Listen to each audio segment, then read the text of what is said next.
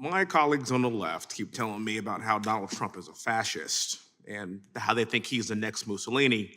And what we experienced during the pandemic from Democrat governors and local leaders with their hypocritical and unscientific policies is the closest thing you'll ever see to fascism in the history of this country. They told us to stay in our homes. They told us not to go to church. They told us not to attend funerals and only leave our homes for what they deemed to be essential travel.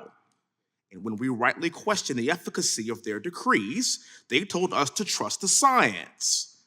Well, I'm about to show you what real fascism looks like. I'm about to show you what their science really looks like.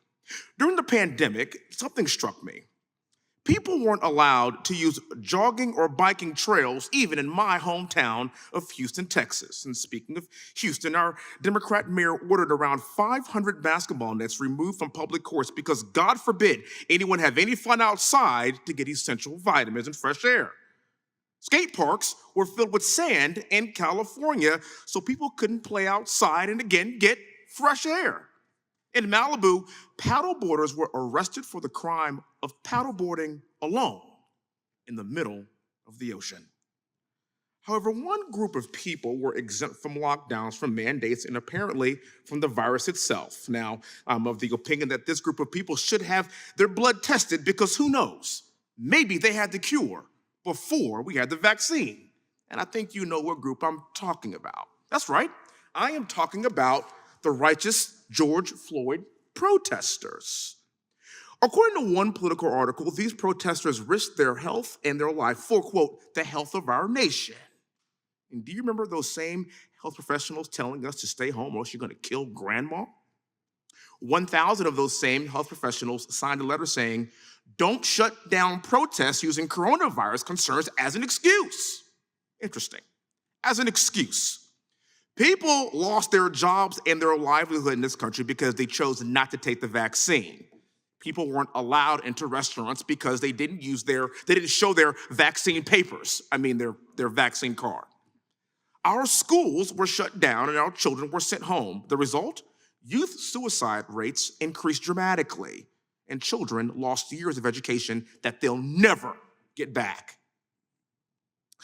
Dr. Ladapo, thank you for being here, sir. Yes or no, in your professional medical experience and Harvard education, as the Surgeon General of Florida, are Democrats and liberals immune to COVID-19?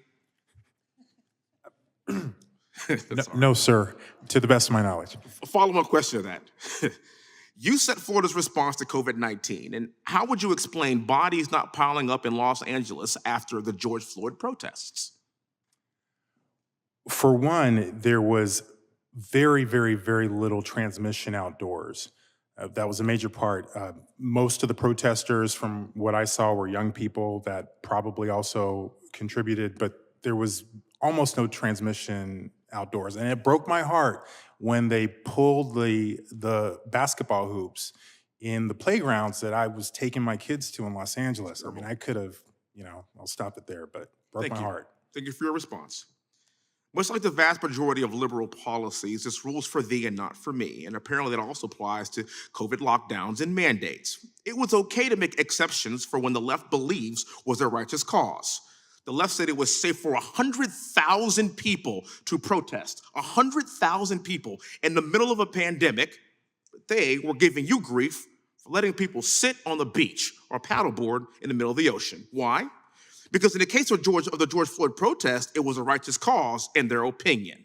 By the way, it wasn't just protest, it was rioting, it was looting, it was attacking and burning a police station in Minneapolis, it was rioting in front of the White House to such an extent that President Trump had to be ushered into a bunker. And all this was acceptable because it was deemed righteous by the left. Speaking of righteous causes, let's take a look at Black Panther. I'm sorry, that's Kunta Kinte. I'm sorry, Nancy Pelosi, Wakanda forever. This is the absurdity of the COVID-19 lockdowns, liberal mandates, and of course, even a little cultural appropriations. This is very ridiculous. We must never allow something like this to ever happen again in this country. It's why we have a constitution in the first place, to protect us from the exact type of government overreach that we saw during the pandemic. No matter what side of the political aisle that you find yourself, You should always be on the side of freedom and preserving our rights via the Constitution. And that's why many of us walked away from the pandemic and the protests that followed, asking the question, were the COVID restrictions really about public safety, or were they about winning an election? You decide. Thank you for being here.